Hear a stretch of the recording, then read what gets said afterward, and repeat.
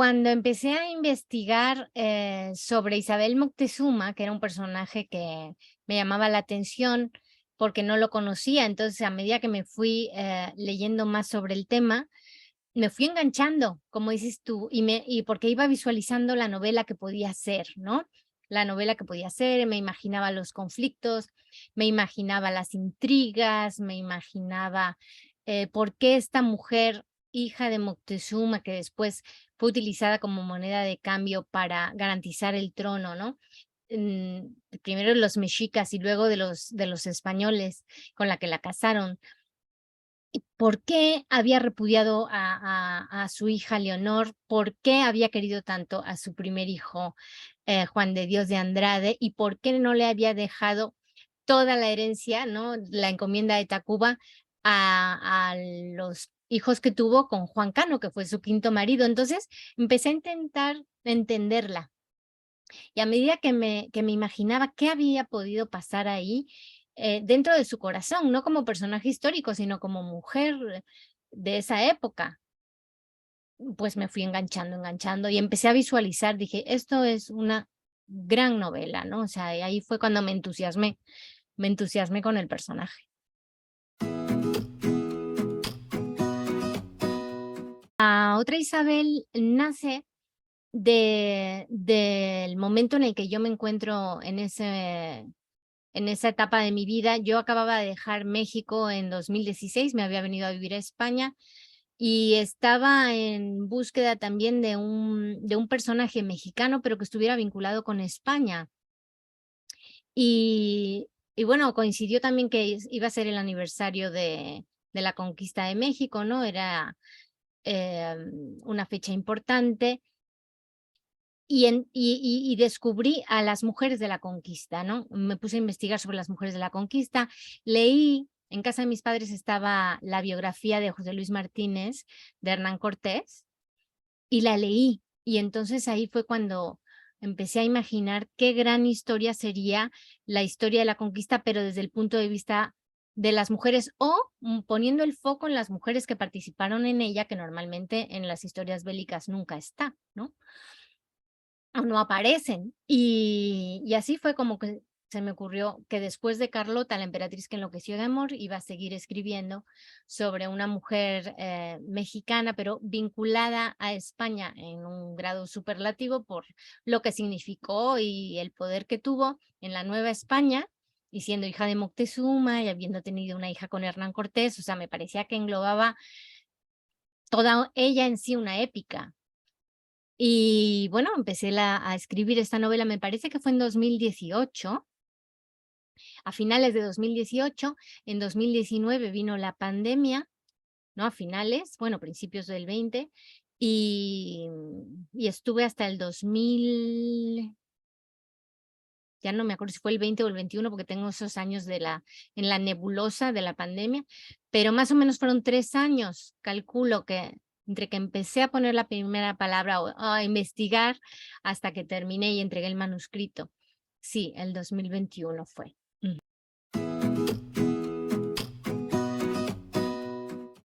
Pues esta novela binacional, como la has llamado, me parece que es una novela importante porque nace además en un momento muy complicado en donde hay ciertas reivindicaciones, que sí que se pida perdón a España por la conquista, en donde creo que es necesario unir en vez de dividir, ¿no? Y esta creo que es una novela que debería leerse en México, se está leyendo un montón, pero también en España. Aquí en España se puede conseguir en ebook y en audiolibro, pero no se ha publicado todavía la edición en papel, aunque la gente gracias a Amazon y a otras plataformas digitales lo puede comprar a México y aunque tarde en llegar, llega. Pero en las librerías aquí como tal no lo pueden encontrar en físico en papel. Entonces me encantaría que esta novela también se leyera aquí porque es una novela que nos une, que nos hermana. Tanto si la lee un mexicano puede entender o un latinoamericano puede entender qué pasó en ese proceso de transformación y del nacimiento de una nueva identidad, ¿no? La identidad del mexicano, que no es ni mexica ni español. Ujú. Y también el español puede conocer muchísimas cosas de cómo es el mexicano, porque Yo escribo desde ese término medio en donde no tomo partido por uno u otro, sino que reconozco la grandeza del mestizaje, la riqueza de unir estas dos culturas y desde el cariño de ser de las dos partes, ¿no? Esta es una novela que toca las dos orillas. El momento en que yo me volví escritora fue primero la tradición oral. O sea, a mí me gustaba mucho contar historias y me gustaba mucho narrar y narraba mucho mis pequeñas aventuras del día, mi viaje en autobús, o sea, de pequeñas cosas yo hacía unas historias enormes. Y además tengo una anécdota por ahí cuando era muy pequeña, estaba en segundo grado de primaria o algo así, en donde yo participé en un concurso de dibujo en la escuela y no gané, pero yo llegué a mi casa diciendo que me había ganado el segundo premio, o sea, no el primero porque me parecía ya demasiado, pero sí dije que me había ganado el segundo premio. Entonces mis papás se lo creyeron y yo tuve que empezar a sostener esa mentira que fue creciendo como una bola de nieve, quiero que sepan, porque mis papás hablaron a España presumiendo de mí, yo vivía en Panamá en esa época en donde que había yo ganado un premio, bueno, y yo vi como esa bola de nieve iba creciendo, iba creciendo, iba creciendo, y yo me vi en la necesidad de inventar, ¿no? Y creo que ahí fue donde me volví escritora, porque me di cuenta de que tenía que mantener esa ficción lo más que pudiera, ¿no? Hasta que por fin me cacharon, por supuesto, y me cayó una regañiza que todavía me acuerdo, ¿no? Pero creo que ahí empezó esa necesidad de fabular, y luego ya, por supuesto, cuando fui creciendo, escribía muchísimas cartas, porque como yo vivía en el extranjero, o sea, siendo española vivía en Panamá, después nos trasladaron a México, o sea, yo siempre he vivido fuera, digamos, de mi lugar de origen, iba dejando amigos, compañeros de colegio, familiares, entonces yo a todos los escribía cartas porque pues yo soy del 75 y pues internet no existía y escribía muchas cartas. Y mis cartas tenían un afán literario, o sea, sí, ya que me tenía que sentar a contar las cosas, las hacía con cierto afán, según yo, ¿verdad? Literario. Y, y luego, por supuesto, leía mucho. O sea, yo era una niña que me gustaba leer, en las horas del recreo de la escuela me iba a la biblioteca a leer y me maravillaba ver cómo se podían contar esas historias que parecían de verdad, aunque no hubieran sido verdad, ¿no? A mí me maravillaba la ficción. La ficción siempre ha sido algo que me ha entusiasmado. En todas sus facetas, cinematográfica, literaria, pictórica incluso. Y creo que sí me volví escritora y cuando leí Cien años de soledad, ahí dije yo, pero esto, cómo se puede escribir algo así? ¿No? O sea, para mí fue una sorpresa mayúscula el darme cuenta de que había que se podía hacer eso con las palabras, que se podía construir esos mundos solo con palabras. Y entonces empecé a leer con mucha atención todas las novelas que caían en mis manos, las observaba muy bien, aprendía, que es lo que hago ahora con mis alumnos de novela y en los cursos de novela, pero en esa época no proliferaba tanto en América Latina, ni en España tampoco, las escuelas de escritura, eso es algo más anglosajón, pero nosotros los latinos tenemos más, quizá el taller literario, pero no una escuela como tal, y yo nunca fui a una escuela de escritura, pero sí aprendí a leer con mucha atención cómo estaban construidos los libros que me gustaban.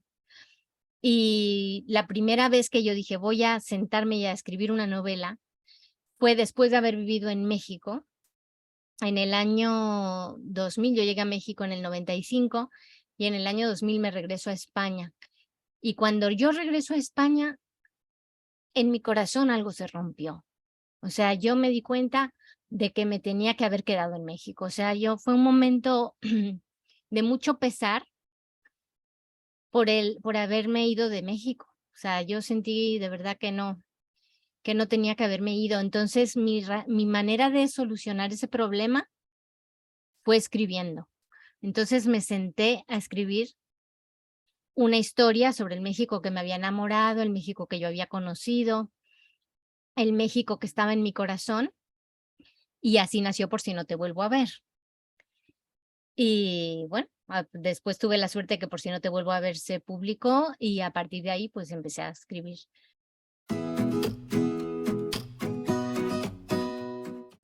El primero, Los Miserables. Los Miserables creo que es un libro, si quieren leer novela histórica, es uno de esos imprescindibles. Además tiene unos personajes, yo lo rescato por los personajes. O sea, lo que más me gusta de ese libro, más que la ambientación, son los personajes, porque son prácticamente estereotipos, ¿no? Que se reproducen después en todas las novelas que nos encontramos y tienen ese peso específico de los clásicos. Y Víctor Hugo, por supuesto, tiene una narrativa maravillosa y te enseña mucho de historia, ¿no? Y bueno, la historia de amor es fantástica, la historia de odio también. Entonces, yo recomiendo mucho, mucho leer Los Miserables con calma, porque no es un libro que se lea deprisa, que ahora parece que si no se lee deprisa no es un buen libro o no engancha. Yo creo que hay que hacer el esfuerzo por saber leer clásicos también.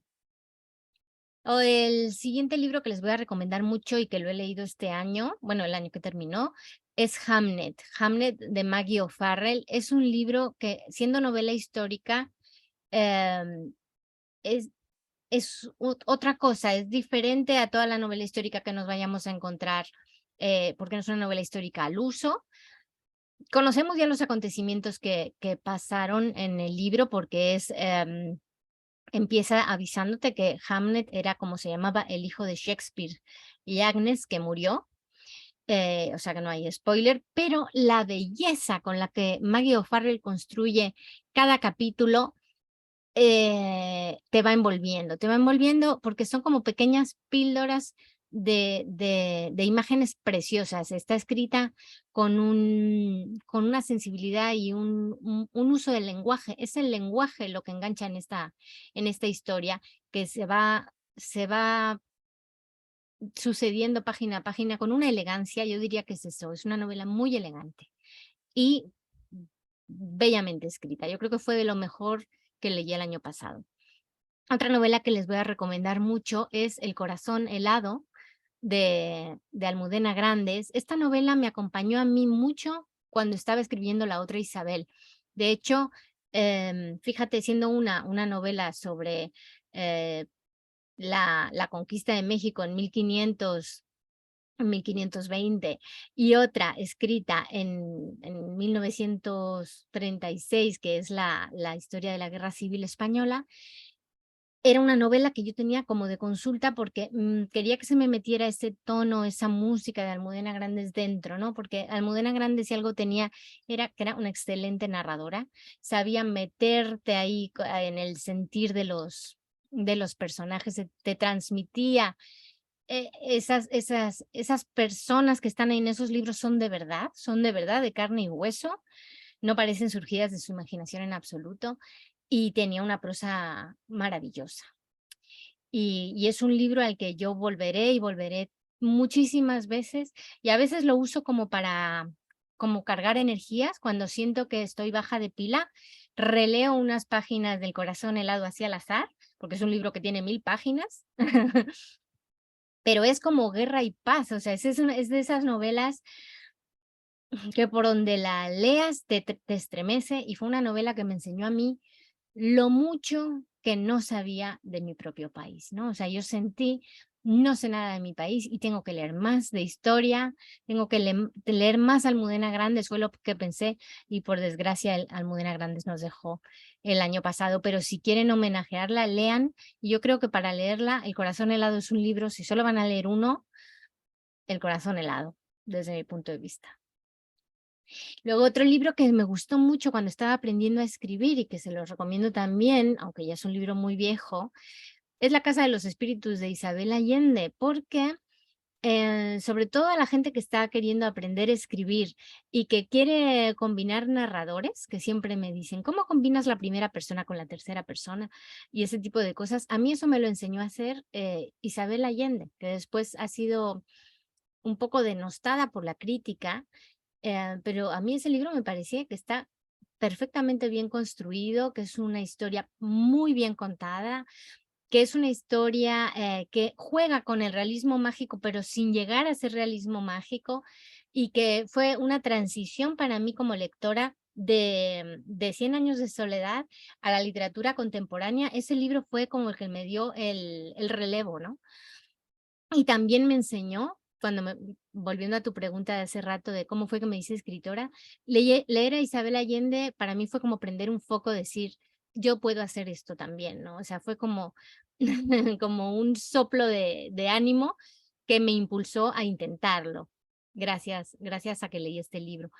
Otro libro que leí antes de escribir La otra Isabel, y que les recomiendo, aunque después de La otra Isabel lo van a encontrar todo, es El corazón de piedra verde.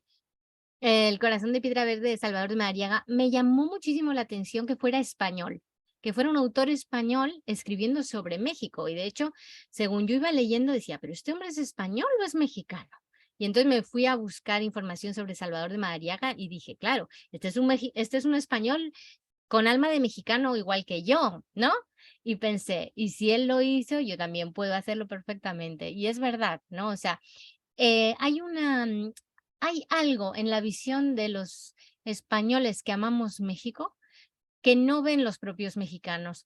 Hay como me lo comentan en los clubes de lectura, que hay como una mirada de admiración hacia lo mexicano, que es la mirada esa de amor del que no es mexicano y que a lo mejor el mexicano toma ciertas cosas de su cultura como, bueno, pues sí, es lo normal porque yo soy de aquí, pero el que llega de fuera y lo ve como con ojos de enamoramiento. Y yo creo que en El corazón de piedra verde hay eso, hay ese amor por la cultura mexicana, por la tradición mexicana. Creo que es un libro muy bien documentado en lo prehispánico. Y creo que es un libro bonito, bonito de leer para primera aproximación hacia lo prehispánico, aunque después ya escribí La otra Isabel, que creo que está más actual. Otro libro que me gustó muchísimo, muchísimo, fue Medio Sol Amarillo, de Chimamanda Ngozi Adichie. Ella es una escritora nigeriana muy famosa en redes y muy popular por haber escrito un discurso, bueno, que es después fue una conferencia que se puede ver en YouTube, que se llama Todos deberíamos ser feministas.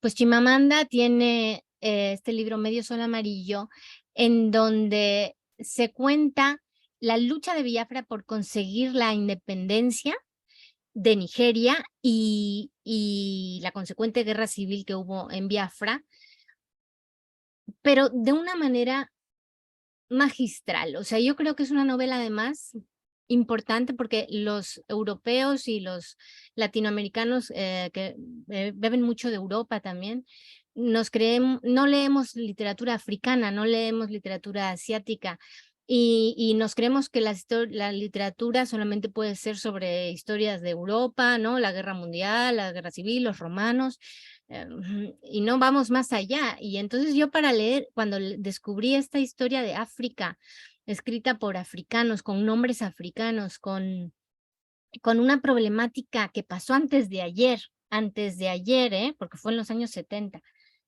una guerra civil en África, que te pone los pelos de punta, que dices, ¿cómo es posible que el mundo no viera esto? Que el mundo miró hacia otro lado, pues, y que como si solo fuera importante la Segunda Guerra Mundial, bueno, te pone los pelos de punta, ¿no? Lo que hemos permitido que suceda en África y además contado con una ternura, con un respeto, con una belleza también del lenguaje fantástica. O sea, yo creo que a Chimamanda hay que leerla, ¿no? Tiene otros libros, pero este de Medio Sol Amarillo, yo lo leí con el corazón acongojado eh, y con mucha humildad. O sea, sí dije, nos creemos demasiado, la verdad. Y por último, les quisiera recomendar un libro que a mí me ha movido mucho los cimientos últimamente. Es un libro también publicado en el 80 y tantos en su origen, en su original, pero yo lo descubrí hace nada, hace 2 años, y es Arundhati Roy, esta escritora india, que escribió El Dios de las pequeñas cosas. El Dios de las pequeñas cosas se comparó mucho con Salman Rushdie, eh, con Los hijos de la medianoche, por porque juega con esa especie de realismo mágico. Yo no creo que sea realismo mágico en absoluto, sino que juega con la fantasía, pero te muestra toda la realidad de castas de la India, ¿no? Cómo esta creencia en las castas condiciona la vida de las personas en la India, pero contado con una belleza. O sea, cada página de esa novela es una perla, ¿no? O sea, y está escrita además en desorden, tanto que hablamos de Rayuela, que se puede leer en cualquier orden, pues esta novela también es una novela escrita, deconstruida en sus partes, de manera que tú no entiendes lo que está pasando hasta que llegas al final. O sea, tú dices, pero ¿por qué me están contando estas cosas? Que son bellísimas, pero no se termina de entender todo en su conjunto hasta que llegas al final. Y es de esas novelas que a mí me estremeció en mi alma lectora, tanto como cuando leí Cien años de soledad. Y yo le agradecí tanto a Arundhati Roy que haber escrito esa novela, porque yo pensé que después de Cien años de soledad no iba a leer nunca nada más, nunca, de hecho no había pasado, que me moviera como me movió entonces, ¿no? Y de repente le terminé este libro y volví a sentir eso, y volví a llorar, y volví a decir gracias, porque hay gente que escribe estas cosas, y entonces estoy infinitamente agradecida, porque además uno piensa, después de llegar a cierta edad, que nada te va a sorprender, ¿no? Que ya leíste mucho, que ya sabes mucho, que, bueno, y cuando escribes, pues encima lees con unos ojos todavía peores, ¿no? Porque has perdido la inocencia y te fijas en cosas que no están en la superficie, pero las puedes ver como si tuvieras rayos X. Y de repente topar con un libro que de otra vez te vuelve a hacer sentir que es la primera vez que lees, bueno, eso es un regalo de la vida. Y eso me lo dio a mí el Dios de las pequeñas cosas. Me acuerdo que estar leyendo alguna cosa sobre un río, ¿no? O sea, ni siquiera es que pasara nada en la historia, pero te está narrando cómo es un río que está contaminado y cómo los niños se están bañando en ese río. Y es esa cosa de decir, pero cuánta belleza, como dice Rosa Montero, la literatura es eso. A veces apretamos carbones con las manos desnudas y conseguimos que salgan diamantes. Pues eso hacía este libro. Así que yo se los recomiendo mucho. Son libros, todos muy diferentes, pero sobre todo libros que se tienen que leer con calma, sin prisa y solamente por disfrutar de la lectura. No, yo creo que la lectura tiene que ser algo que se goza, como cuando te comes un pastel. O sea, no piensen si van a aprender, si les van a curar sus males, porque eso es un daño colateral que hace la buena literatura. Cuando un libro es bueno, se genera una cadena de acontecimientos que ustedes ni los ven venir. Pero, pero sobre todo disfruten de la buena literatura. Y ahora actualmente estoy leyendo del fin de Vigan. Nada se opone a la noche, pero todavía no les puedo contar más, pero les digo que también es una joya, joya, joya, joya. Y esas serían mis recomendaciones.